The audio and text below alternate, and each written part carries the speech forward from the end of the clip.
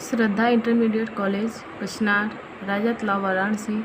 हाँ, आज हम कक्षा 11 का विषय गृह विज्ञान चैप्टर नंबर 1 पढ़ा रही हूँ।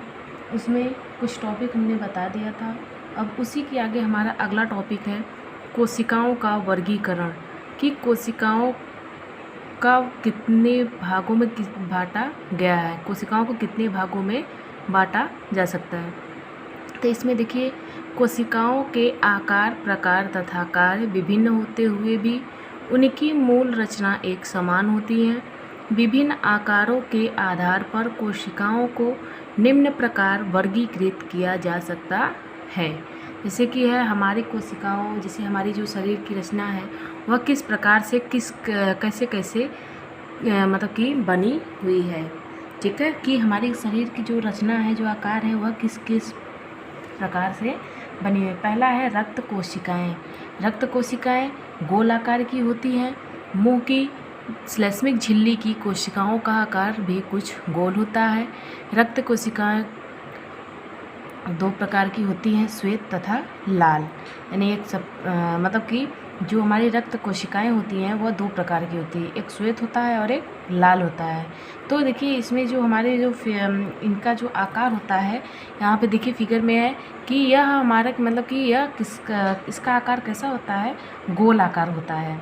ठीक है, मुंह में जो श्लेष्मिक झिल्ली की जो परत होती है वह बहुत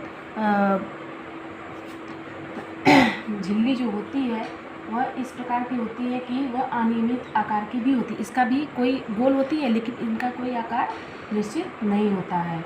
ठीक है, और इनके मध्य में जो भाग रहता है दोनों मध्य में चिपकी रहती हैं। ठीक है, फिर अगला है दूसरा पेशी कोशिका। पेशी कोशिकाएं लंबे तथा पतले आकार की होती हैं। ये दो प्रकार की होती हैं। ठीक है, सादी तथा धारीदार। यह देखिए, ये जो होती है यह पतली होती है। ठीक है, यह एक पूंछ की भांति से होती है। पेशी कोशिकाएं लंबे तथा पतले आकार की होती है। ये दो प्रकार की होती है, सादी तथा धारीदार। सादी कोशिकाएं अत्यंत सूक्ष्म तथा नुकीली होती हैं। देखिए, यहाँ ये वाला जो भाग होता है यह नुकीला भाग होता है, और नुकीले भाग से ही दूसरे प्रकार की कोशिकाओं में मांसपेशी को यदि ध्यान में देखा जाए तो उसमें धारियाँ सी प्रतीत होती है। जो ये पतले पतले निकले हैं रोएदार, यह धारियाँ होती हैं। ठीक है, फिर तीसरा है अस्थि कोशिकाएं, बोन सेल्स जिसको बोला जाता है। अस्थि कोशिकाओं का आकार कुछ छोटी कांतर जैसा है, जिसमें चारों ओर कुछ छोटे रेशे निकले रहते हैं जो कि अत्यंत सूक्ष्म होते हैं। देखिए, ये छोटे होते हैं लेकिन इसमें क्या होते हैं, इनमें रेशे लगे होते हैं। जो छोटे छोटे आपके भाग दिख रहे हैं ये सब क्या है, ये जो छोटे छोटे रेशे जो हमारे अस्थियों का, जैसे हमारी हड्डियां हैं, हड्डियों में क्या होता है, छोटे छोटे रेशे निकले रहते हैं। रेशे उनके मतलब कि जो कि बहुत अत्यंत सूक्ष्म, जो कि वह अत्यंत हमको दिखाई नहीं देते हैं। ठीक है, फिर है अगला है तंत्रिका कोशिकाएं। तंत्रिका कोशिकाएं क्या होती है कि तंत्रिका कोशिकाएं कुछ षटकोणी आकार की होती हैं, जिनमें से सूत्र निकले रहते हैं तथा एक सूत्र अधिक लंबा होता है, तो इनमें मस्तिष्क तथा शरीर की तंत्रिकाएं बनती हैं। इसे देखिए, हमारे मस्तिष्क का निर्माण होता है किसमें, यह हमारे तंत्रिका, इसको स्नायु कोशिका भी कहते हैं। ठीक है, तंत्रिका कोशिका को स्नायु कोशिका भी कहते हैं। इनमें मतलब कि क्या होती है कि संपूर्ण शरीर में इनका एक जाल सा बिछा रहता है। इन कोशिकाओं के सूत्र में आपस में परस्पर मिलकर एक संबंध बनाए रखते हैं, और जिनके द्वारा अंगों के साथ संपर्क बना रहता है।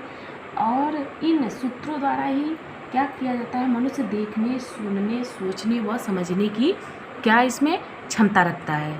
ठीक है, कि यह किस में होता है, यह तंत्रिका कोशिका के द्वारा किया जाता है। फिर है संयोजी कोशिका। संयोजी कोशिका क्या होती है कि संयोजी कोशिकाएं लंबे व गोल आकार की होती हैं। इन कोशिकाओं में ऐसे ऊतकों का निर्माण होता है जो शरीर के विभिन्न अंगों को आपस में मिलाकर यथा स्थान बनाए रखने का कार्य करता है। कौन करता है? यह संयोजी कोशिका। संयोजी कोशिका क्या, देखिए कि यह लंबे व गोलाकार का होते हैं। इन कोशिकाओं में ऐसे होते हैं जैसे कि कोशिकाओं में ऐसे कि ऊतकों का निर्माण होता है, जैसे जो छोटे छोटे अंग जो होते हैं वो शरीर के विभिन्न अंगों को आपस में क्या करता है, मिलाए रखता है। जैसे हड्डियों का जोड़ है तो क्या करता है, वो आपस में एक स्थान से दूसरे स्थान तक उसको मिलाए रखता है और फिर इसके बाद उसको यथा स्थान पे उसको बनाए रखता है।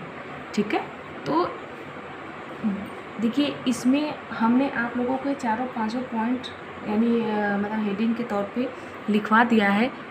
ठीक है, तो आज